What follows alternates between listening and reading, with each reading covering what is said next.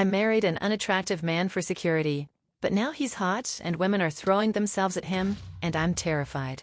I never thought I'd be in this position, feeling insecure about my husband becoming too attractive. Let me start from the beginning. My name is Sarah, and my husband, Tom, and I have been together for 8 years, married for 5. When we first met, I was working as a marketing executive at a tech company, and he was in middle management at a different firm. I had just gotten out of a series of failed relationships, all ending with infidelity on their part. I am not ashamed to say I was the pretty one in our relationship when we were dating. Before we got married, Tom was around 280 pounds and 5 feet 11 inches, didn't know how to choose clothes for himself, he hated shopping with a passion, and had a bald head. But what drew me to him was his kindness, his genuine nature, and the way he made me laugh without trying. He had this endearing habit of taking things too literally, which often led to hilarious misunderstandings. Our courtship was refreshingly drama-free. Tom was consistent, reliable, and treated me with a respect I hadn't experienced in my previous relationships. While my ex-boyfriends had been conventionally attractive men who used their looks to juggle multiple women, Tom was different.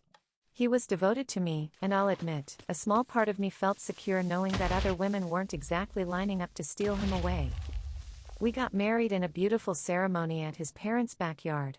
Tom's sister, Emma, was my maid of honor. She and I had grown close over the years, bonding over our shared love of reality TV shows and our attempts to get Tom to be more fashion conscious. At our wedding, Tom wore a suit that was slightly too big for him, insisting it was more comfortable that way. I found it endearing, even as Emma rolled her eyes and whispered, "We tried, Sarah. We really tried." Life settled into a comfortable routine after marriage. Tom would go to work, come home, and we'd spend our evenings watching TV or playing board games. He had a particular fondness for strategy games, and though he usually beat me, he'd always find a way to make me laugh about losing. Our weekends were filled with visits to his parents' house for Sunday dinners, where his mom would invariably try to feed him more, saying he was too skinny despite his size. Everything changed in the second year of our marriage. Emma, who had always been on the heavier side like Tom, started experiencing heart palpitations. Her doctor gave her a stark warning: lose weight or face serious health complications. Emma was terrified, and Tom, being the protective big brother he was, immediately volunteered to support her journey. "I'll go to the gym with you, Em," he declared one Sunday dinner. "We can be accountability buddies." I remember exchanging skeptical glances with their mom. Tom had never shown any interest in exercise before. The most physical activity he got was walking from his car to his office and back. But true to his word, he started going to the gym with Emma 5 times a week. At first, it was almost comical. He'd come home red-faced and exhausted, barely able to climb the stairs to our bedroom. "I think I'm dying," he'd dramatically announce, flopping onto the bed. But gradually, something changed. He started looking forward to his gym sessions, talking about personal records and protein shakes. I was supportive, of course. I started preparing healthier meals, though I'll admit I had to learn what healthy really meant. My first attempt at a protein-rich meal was a disaster. Who knew you couldn't substitute protein powder for flour in pancakes? Tom ate them anyway, declaring them interestingly textured with his usual diplomacy. As the months went by, both Tom and Emma started showing remarkable progress. Emma's health improved significantly, and she had more energy than ever. As for Tom, the changes were even more dramatic. He lost weight steadily, and by the 2-year mark, he had shed around 100 pounds. That's when the real surprises started coming. As the weight came off, it revealed that Tom had been hiding some remarkable genetics under those extra pounds.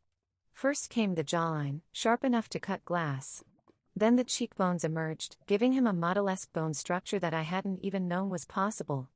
But the most shocking revelation came when his body fat percentage dropped low enough to reveal abs. Not just any abs, we're talking about a six-pack that looked like it had been carved from marble. Even more surprising was what happened when he finally agreed to let his hair grow out. I'd always assumed he kept his head shaved because he was balding, but it turned out he just thought it was easier to maintain. As his hair grew, it became apparent that he had thick, wavy locks that many men would kill for. It was a rich brown color with natural highlights that caught the sun, making it look like he'd just stepped out of a shampoo commercial.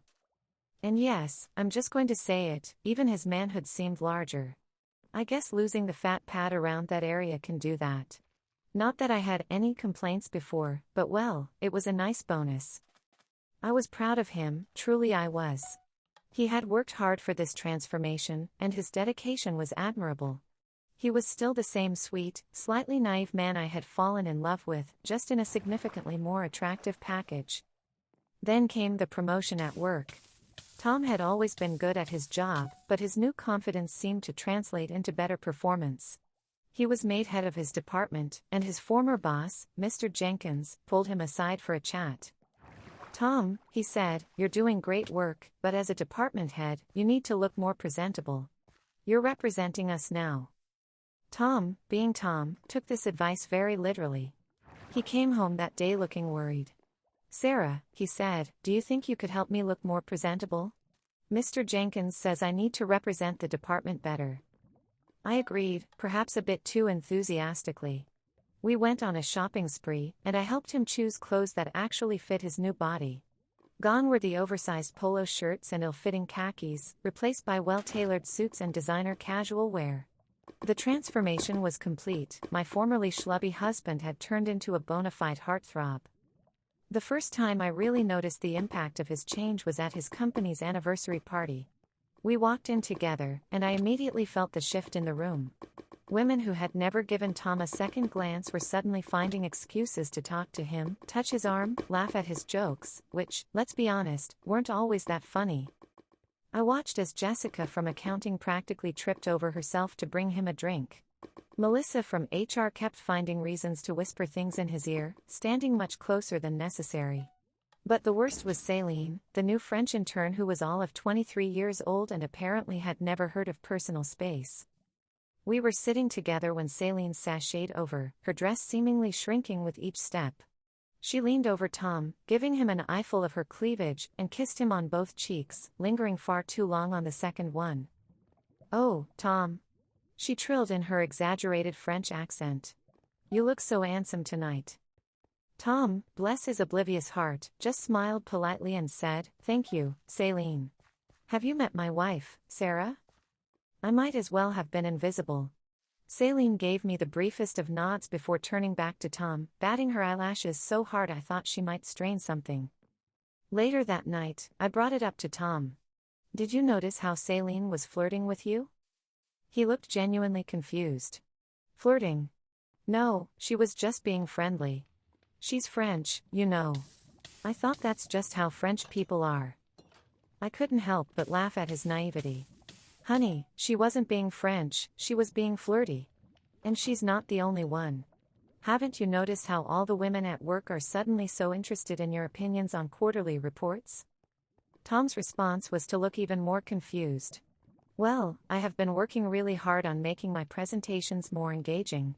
Maybe they're just appreciating my use of colorful graphs." I learned from his coworker, Mike, that the situation at work was even worse than I'd witnessed at the party.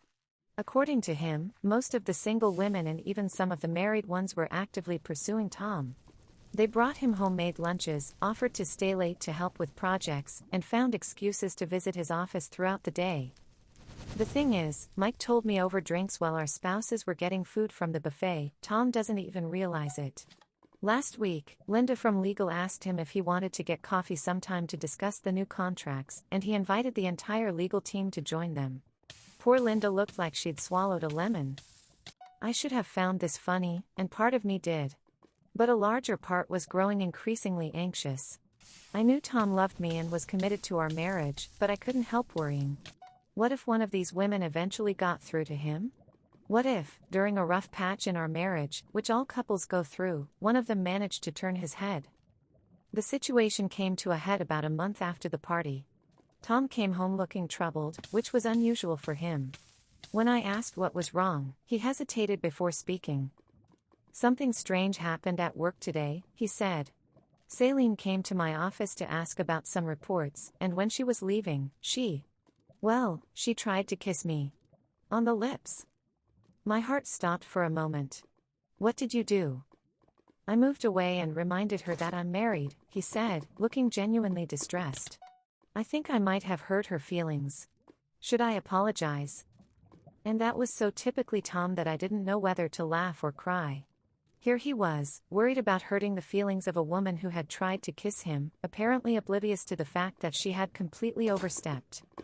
"No, honey, you shouldn't apologize," I said firmly.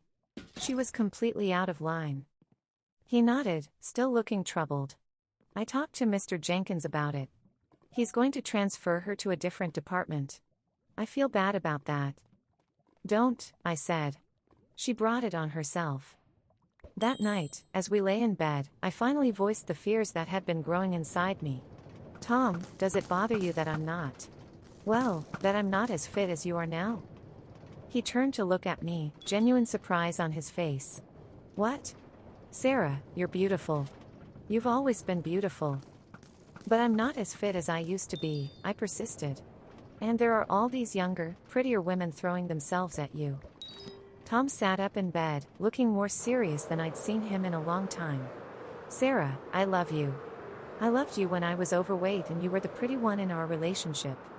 I love you now. That hasn't changed." "But what if?" I hesitated, feeling foolish but needing to say it. "What if we hit a rough patch? What if things get hard and one of these women—" "Is that what you're worried about?" He actually laughed, then sobered quickly when he saw my expression. "Sarah, do you know why I started going to the gym with Emma?" I shook my head, not seeing the connection. "Because she's my sister and I love her. Just like I go shopping even though I hate it because you enjoy it and I love you. The way I look doesn't change who I am or how I feel about you." He pulled me close, and I felt some of my anxiety ease. "Besides," he added, "I'm pretty sure most of these women are just being friendly. Except for Celine, apparently. But I thought that was just a French thing." I couldn't help but laugh. "You really are clueless sometimes, you know that?" "So I've been told," he said, grinning. "But I'm your clueless husband." Despite his reassurances, I still had moments of insecurity. Like when we went out to dinner and I caught the waitress slipping him her phone number on the check, he didn't even notice it. Or when we ran into his high school crush at the grocery store, and she practically salivated over him while barely acknowledging my existence. But slowly, I started to realize something. The very qualities that had made me feel secure in our relationship when Tom was overweight, his loyalty, his devotion, his slightly naive but utterly sincere nature, hadn't changed with his appearance. If anything, they were even more apparent now. When women flirted with him at work, he genuinely thought they were just being friendly. When the new gym instructor obviously hit on him during a couple's workout session, he thought she was just really passionate about proper form. And when his ex-girlfriend reached out on Facebook to reconnect, he replied with a friendly message about how happy he was with me and how he hoped she had found someone too. I started going to the gym with him occasionally, not because I felt pressured to change my appearance, but because I enjoyed spending time with him. He was always patient, encouraging without being pushy, and genuinely excited when I managed to lift a slightly heavier weight or run a little longer on the treadmill. Emma, who had maintained her weight loss and become a certified personal trainer, often joined us.